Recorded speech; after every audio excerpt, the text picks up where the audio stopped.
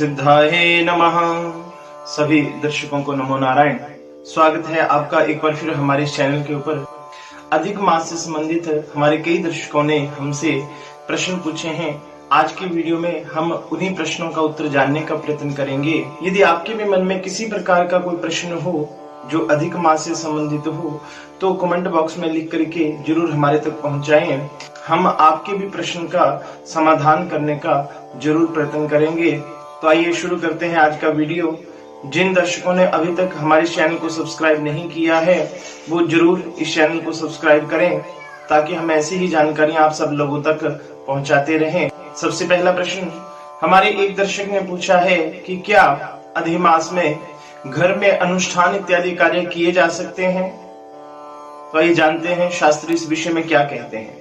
अधिक मास में फल की कामना से किए जाने वाले सभी कार्य प्राय निषेध कहे गए हैं और इच्छा से रहित अर्थात निष्काम भाव से जो भी पूजा की जाती है उसको ग्राह्य कहा गया है। जैसे विवाह कर्म, देव प्रतिष्ठा, महादान, कभी न गए हुए तीर्थों पर जाना इत्यादि शुभ कार्यों को अधिक मास में नहीं करना चाहिए।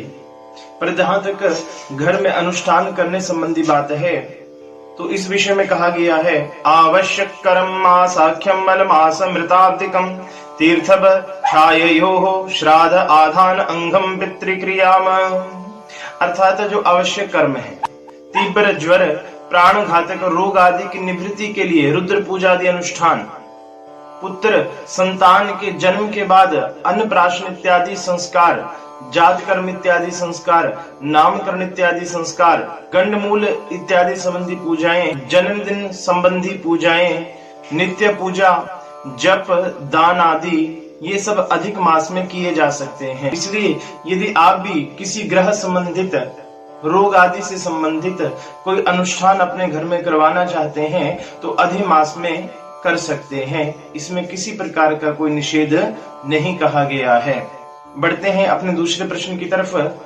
अधिक मास का व्रत कैसे करना चाहिए, व्रत की विधि क्या है और इस व्रत की पालना की विधि क्या है। अधिक मास में पुरुषोत्तम मास में व्रत का विशेष महत्व कहा गया है। भविष्य पुराण के अनुसार पुरुषोत्तम मास में जो ईश्वर को निमित्त मान करके व्रत उपवास इत्यादि किए जाते हैं उनका अक्षय फल हमें प्राप्त होता है और व्रती के समस्त पाप और अनिष्ट नष्ट हो जाते हैं।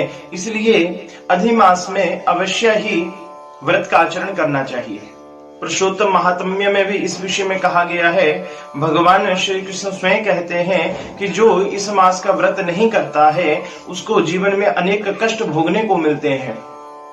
पांडवों ने वनवास के समय आए हुए अधिमास में धर्म के अनुसार आचरण नहीं किया, व्रत पूजा इत्यादि नहीं की, भगवान विष्णु का जप तप नहीं किया और उसी के प्रभाव से उनको जीवन में अनेक कष्ट उठाने पड़े हैं।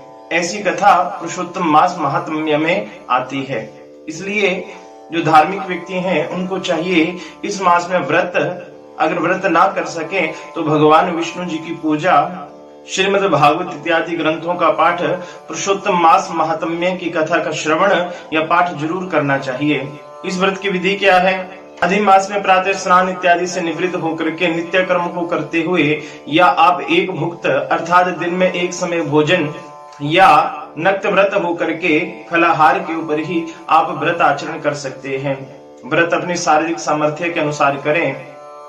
इस व्रत में भगवान विष्णु जी का पूजन किया जाता है, शालिग्राम जी की तुलसी दल से पूजा की जाती है।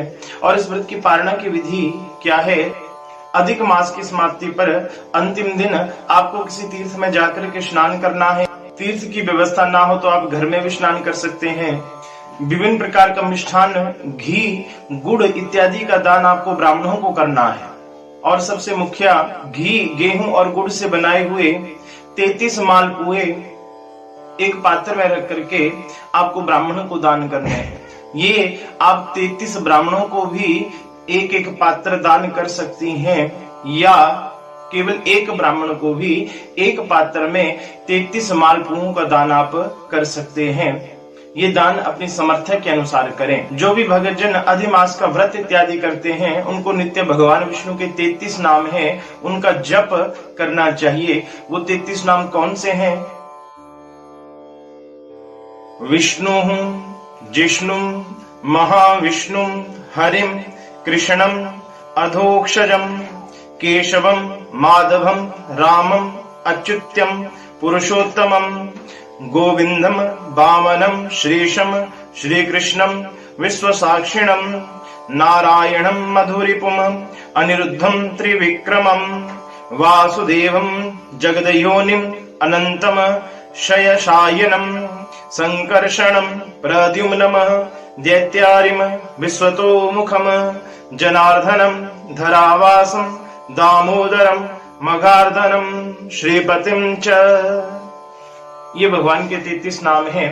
इन 33 नामों से भगवान की पूजा अर्चना आपको नित्य करनी है और अंतिम दिन आप इस व्रत की पालना कर सकते हैं। तीसरा प्रश्न हमारे एक दर्शक ने पूछा है कि क्या मल मास में मृतक प्राणी संबंधी कर्म, तीर्थ श्राद्ध एवं अस्थि विसर्जन संबंधी कार्य किए जा सकते हैं या नहीं। आइए जानते हैं इस विषय में शास्त्र क्या कहते हैं। निर्णय सिंधु में इस विषय के ऊपर कहा गया है, असक्रांते अपि कर्तव्यम आवधिकं प्रथमं द्विजे तथैव मासिकं श्राद्धं सपिंडीकरणं तथा। संक्रांति अर्थात संक्रांति रहित अधिक मास में मृत्यु उपरांत किए जाने वाला सपिंडीकरण अर्थात कर्म इत्यादि क्रियाएं की जा सकती हैं। मल मास में इनके करने का कोई निषेध नहीं कहा गया है। एक अन्य स्थान पर कहा गया है, मल मासे अपि कार्यम नित्या नैमितिके कुर्यात् प्रयत्नतः सम्मलिं लुचेः तीर्थ श्राद्धे गजच्छायं प्रेत सराधे तथैव च। अर्थात मल मास में तो किसी की मृत्यु के उपरांत जो प्रेत संबंधी क्रियाएं करते हैं, सपिंडन आदि क्रियाएं करते हैं, उनके करने का मल मास में निषेध नहीं है। इसलिए मृत्यु संबंधी क्रियाएं मल मास में भी की जा सकती हैं। इनका दूसरा प्रश्न था कि क्या गंगा में अस्थि विसर्जन किया जा सकता है। तो शास्त्र इस विषय में कहते हैं, स्तंगते गुरु शुक्रे तथा मासे मलिं लुचे गंगायाम अस्थि निक्षेपम न कुर्याद। अर्थात गुरु अस्त में, शुक्र अस्त में और मल मास में गंगा जी में अस्थि विसर्जन नहीं करना चाहिए। परंतु ध्यान दें, दशाह अंतर न दोषाह। परंतु ये कार्य यदि आप मृत्यु के 10 दिन के भीतर करते हैं तो किसी भी प्रकार का दोष नहीं है। एक बार फिर स्पष्ट कर दें, अगर अस्थि विसर्जन आप किसी की मृत्यु के 10 दिन के भीतर करते हैं तो उसमें किसी प्रकार का दोष नहीं है। परंतु यदि आप अस्थि विसर्जन 10 दिन के उपरांत करते हैं तो मल मास में अस्थि विसर्जन का निषेध कहा गया है। जिनकी मृत्यु मल मास में भी होती है, अधिक मास में होती है, उनके वार्षिक और चतुर्वार्षिक श्राद्ध वो शुद्ध मास में किए जा सकते हैं।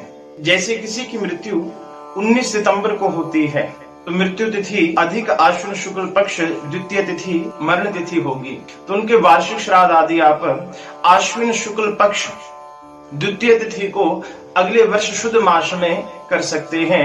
उनकी वार्षिकी और चतुर्वार्षिकी भी आप आश्विन मास शुद्ध शुक्ल पक्ष में कर सकते हैं। इसमें किसी प्रकार का दोष नहीं है। कहने का भाव यह है कि अधिक मास में जिनकी मृत्यु होती है उनके 10 दिन के कार्य, कर्म संबंधी कार्य, ये आपको अधिक मास में ही करने प्रशस्त रहेंगे और उसके उपरांत जो वार्षिक श्राद्ध, चतुर्वार्षिक श्राद्ध इत्यादि कार्य हैं वो आप शुद्ध मास में कर सकते हैं। आशा करते हैं आपके प्रश्नों का जरूर समाधान हुआ होगा और यदि आपके भी मन में कोई ऐसे प्रश्न हैं तो जरूर हम तक पहुंचाएं। इस चैनल से हम पुरुषोत्तम मास महात्म्य की कथा का भी प्रसारण कर रहे हैं, क्योंकि इस मास में इस कथा को जरूर सुनना चाहिए। तो जिन्होंने अभी तक इस चैनल को सब्सक्राइब नहीं किया है जरूर सब्सक्राइब करें। सब भक्तों को नमो नारायण।